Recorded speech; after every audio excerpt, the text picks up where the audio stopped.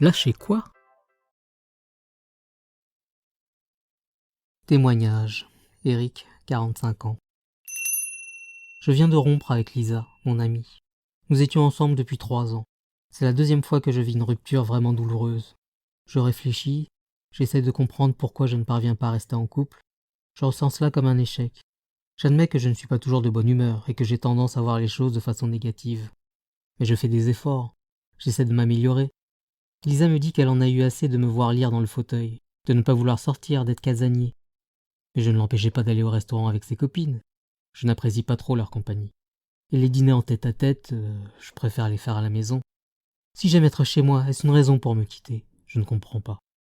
Je pensais que Lisa m'aimait suffisamment pour supporter mes défauts. Je me suis trompé. Voilà le genre de pensée que j'ai eue pendant un certain temps.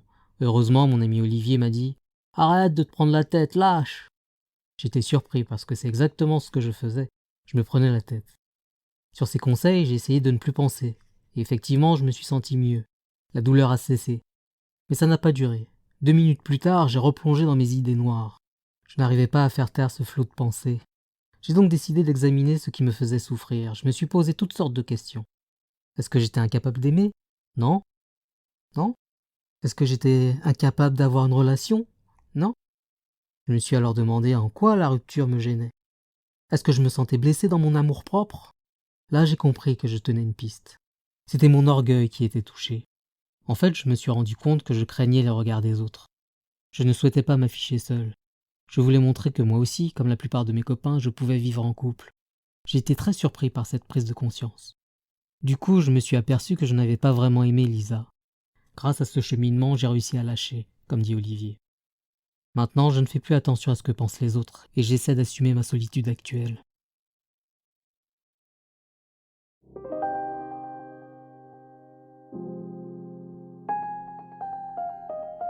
Le lâcher-prise nécessite de rompre les liens qui nous attachent à notre malaise. Ces liens sont très variés. Ils peuvent correspondre à des croyances ou à des habitudes de pensée, dont il nous faut faire le deuil. Il peut s'agir de comportements dépassés et que pourtant nous nous acharnons à reproduire. Parfois, ce sont les épreuves elles-mêmes qui semblent nous tenir ligotés. Pourtant, pour lâcher prise, il faut briser toutes ces attaches car ce sont elles qui nous empêchent de nous sentir en harmonie avec nous-mêmes. Nous faisons le nécessaire pour conserver nos liens, alors qu'ils nous empêchent de vivre pleinement. Plus nous insistons pour les garder, plus ils nous aveuglent et nous cachent notre nature profonde. Il nous faut donc briser toutes nos chaînes. Certaines seront faciles à couper, d'autres nous demanderont beaucoup d'efforts. Tout dépendra de la valeur que nous attribuons à nos liens. Ainsi, Eric a beaucoup de difficultés à admettre sa rupture avec Lisa. Il tient à être en couple. Il va se torturer et se raccrocher à tous les éléments qui prouvent que son couple aurait pu fonctionner. Il résiste. Comme il refuse d'accepter la rupture, il revoit en détail son attitude passée. C'est lorsqu'il change d'attitude qu'il prend conscience de ce qui le fait souffrir. Il a honte d'être seul. Voilà donc la vraie nature de ces liens. En le comprenant, Eric peut ainsi s'en défaire. Si nous voulons lâcher prise, il faut réaliser que nous tenons à quelque chose. Ce n'est pas l'objet qui est en cause, mais le fait de prendre. Lorsque nous prenons un grain de café et que nous l'enfermons dans notre main, c'est l'action d'en serrer qui doit cesser.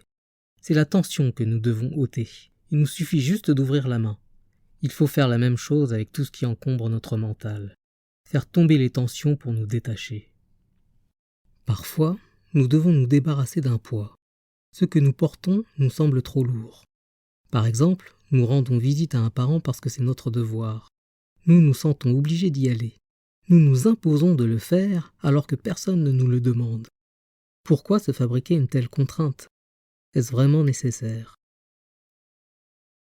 Pour pouvoir se libérer, il faut connaître ce qui nous emprisonne. C'est une question de bon sens. Le problème, c'est que nous avons pris de mauvaises habitudes. Et comme pour toute accoutumance, il n'est pas aisé de s'en défaire. Le plus difficile est de s'apercevoir qu'il s'agit d'habitudes. Par exemple, vous vous levez chaque jour très tôt par crainte d'arriver en retard à votre travail. De ce fait, vous arrivez souvent avec 15 minutes d'avance. Comme vous êtes persuadé que vous pouvez être confronté à toutes sortes de contretemps, comme une grève ou un incident technique dans les transports, vous prévoyez toujours un temps supplémentaire. Quand vous réaliserez que votre crainte d'arriver en retard est liée à celle de vous faire réprimander par votre supérieur, ce qui n'est pas dans le fond si grave, vous pourrez changer de comportement. Pourquoi avoir peur? C'est ridicule. De plus, votre crainte est infondée, car vous ne savez absolument pas comment va réagir votre patron.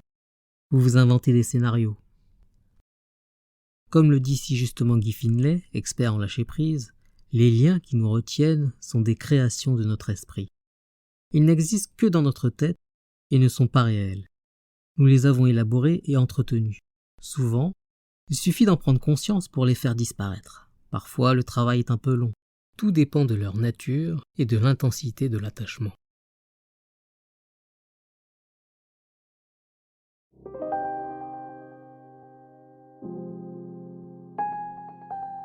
À retenir. Notre malaise vient parfois d'un conflit intérieur qui a besoin d'être résolu. Si nous ne le faisons pas, notre mal-être reviendra.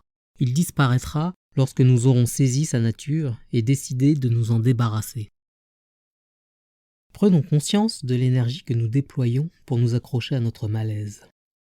Toute cette tension ou cette crispation montre que nous fournissons des efforts alors que notre nature n'en a pas besoin. Nous respirons sans le vouloir, nous sommes en vie sans le décider. Pour être bien, il est inutile de forcer les choses. Si nous nous tendons, c'est que nous ne sommes plus en accord avec nous-mêmes. La chose à nous défaire est celle que nous retenons. Plus nous avons de résistance, plus nous avons du mal à la laisser de côté. Nous nous acharnons, nous sommes si certains de notre pouvoir, nous sommes persuadés qu'à force de volonté, nous allons y arriver, mais cela ne fonctionne pas ainsi. Il ne faut pas s'opposer à ce qui est, mais l'accepter. Il faut suivre l'ordre naturel des choses.